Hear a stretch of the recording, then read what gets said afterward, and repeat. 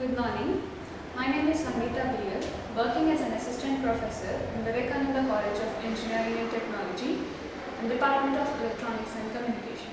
Today we are going to learn about an experiment, that is amplitude modulation circuit, the generation as well as the detection. So the aim of the experiment is to design and set up an AM generation circuit and measure the modulation index, which we consider as mu.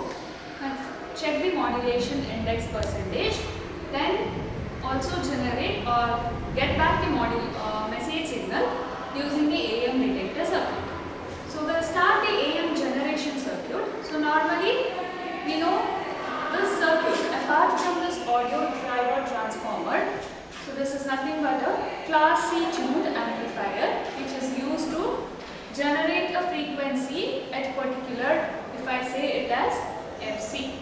So same using this class C amplifier, we are going to generate the amplitude modulating signal by taking this IFT, that is intermediate frequency transformer, which is connected to a audio driver transformer. So this is the main thing which is going to generate your amplitude modulation signal. So what is actually a modulation is, if you consider two signals, that is a carrier signal and a message signal. So amplitude modulation is nothing but you are varying the instantaneous value of the amplitude of a carrier signal with respect to the instantaneous value of the message signal. So since it is amplitude modulation, carrier signal is given to this base terminal, that is you are having the carrier frequency which you have to set by tuning the IFT, that which is designed for 455 kilohertz. Whereas the message signal is obtained from this audio driver transformer, which is given as 1 volt peak to peak or 2 volt peak to peak with a frequency that is 500 hertz. So usually when you take an audio signal, they are very susceptible to noise. So in order to reduce that noise, we are going for this modulation process. So in order to transmit the signal simultaneously and to receive the signals normally, we go for this modulation process. So this is the generation of the circuit or amplitude modulation circuit. Whereas if you go for the detector circuit, we know the simple and very effective circuit which you can use for detection is envelope detector. So this circuit is nothing but an envelope detector, or it is also called as a diode detector. So here, which you get this modulated signal across this IFT. So this output of the modulating signal is given to this diode, whereas you can see the parallel connection of your DRB which you are using here, as well as the C, that is 0.1 microfarad. So across this capacitor you get the demodulated signal. So when you come to this envelope detector, normally you know envelope detector is mainly used, or the time constant which you take will have the value that is R into C. So there is a rule that, or you can say that whenever this capacitor charges to maximum value, to peak value, so that the diode is forward bias and it keeps on charging. Whereas when it reduces to this peak value, the output across this is 0. So that is the normal. So there is a condition that your RS, which I consider as C, it should be very much lesser than your FC, that is 1 by FC. Whereas the other condition is 1 by FC should be greater than W for the other condition. So overall I can write the condition as RS into C, which is greater than 1 by FC, which should be lesser than 1 by W. So this is the condition which is used for an envelope detector. So this is the detection of your amplitude modulation circuit, where you get the demodulated signal, which is nothing but your message signal. So the main intention of going for this AM generation is you have to generate, or you have to calculate what is the modulation index. So modulation index is calculated through a formula, that is mu is equal to if I consider the maximum value as Emax, the minimum value as E minima, Emax minus E minima divided by Emax plus E minima. Or there is another formula, that is amplitude of your modulating signal divided by amplitude of a carrier signal. So this is the general calculation part which you have to do. So now we can see this output in the circuit.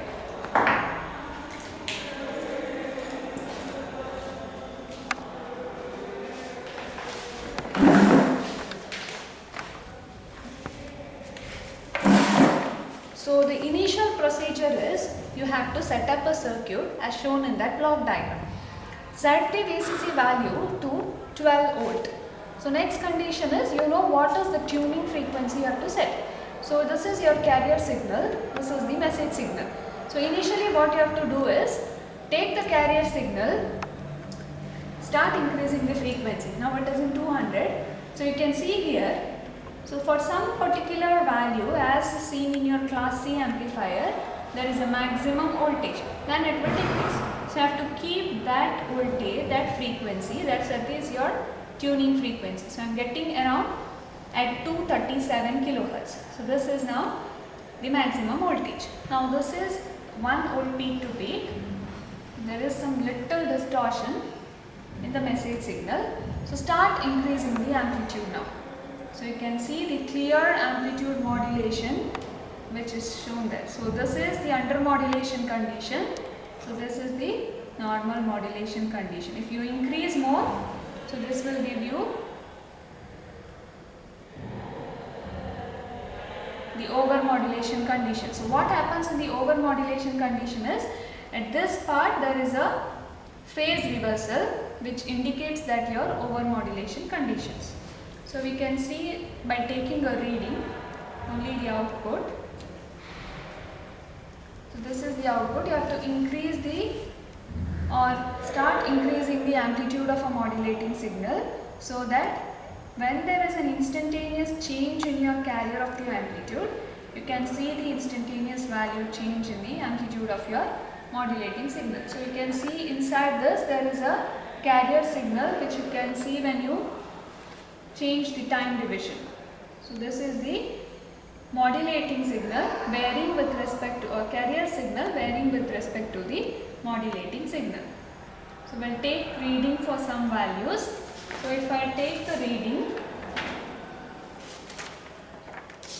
so Emax is nothing but, so you can see here, so from this point to this point it is Emax.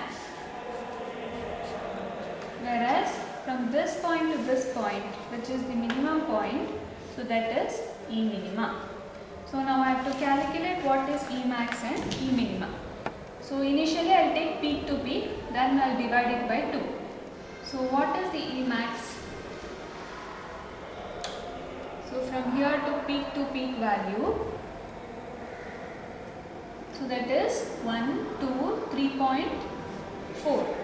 So Emax is 3.4 by 2, so which will give you 1.7 volt.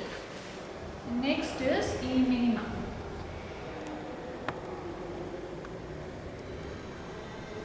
E minima is 1.4, so which will give you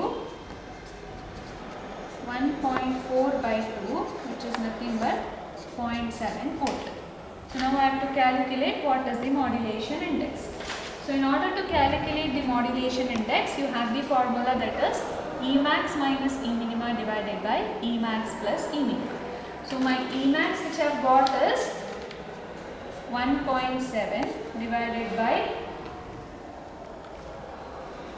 E minima is 0.7 divided by 1.7 plus 0.7. So which will give you 1 divided by, this is 1.7,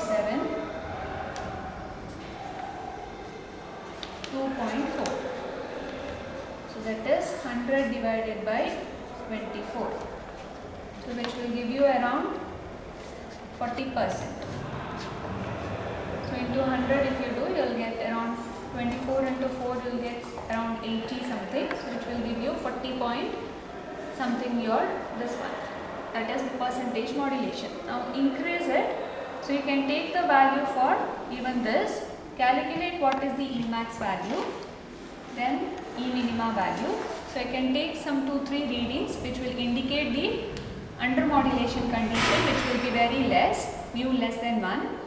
So mu is equal to 1 will give you the correct modulation, whereas mu is greater than 1 will give you an over modulation condition. So like this you have to do the modulation process.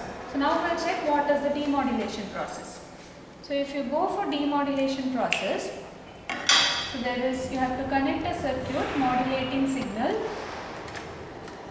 to the diode. So we are getting a modulation signal here across the IFT output.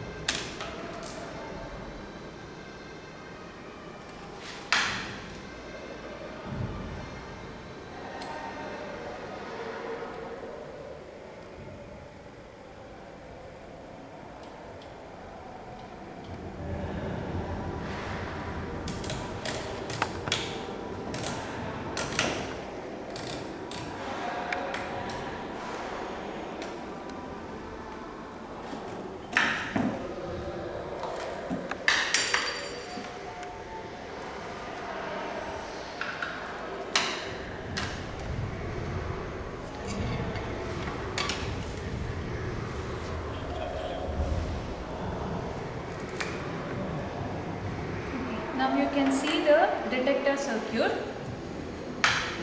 So the main thing is you have to connect the detector output to the diode. So as I have said you, the capacitor will charge and give you the output when there is a charging in the capacitor. So I have to set this DRB value through an equation you have to calculate. So you can see the time constant of capacitor, usually we take tau is equal to R into C. So F modulation is nothing but 1 by 2 pi RC into your modulation index m. So initially I will consider the modulation index 0.5. So capacitor value as 0.1 microfarad. So this F modulation, it is 3.3 kilohertz. When you see this 3.3 kilohertz, so substitute all these three values in this equation, which will give you 956 ohm. That means I have to set the DRB value to 1 kilo ohm. So this I'll keep some 3.3 kilohertz, so which has been designed for 3.3.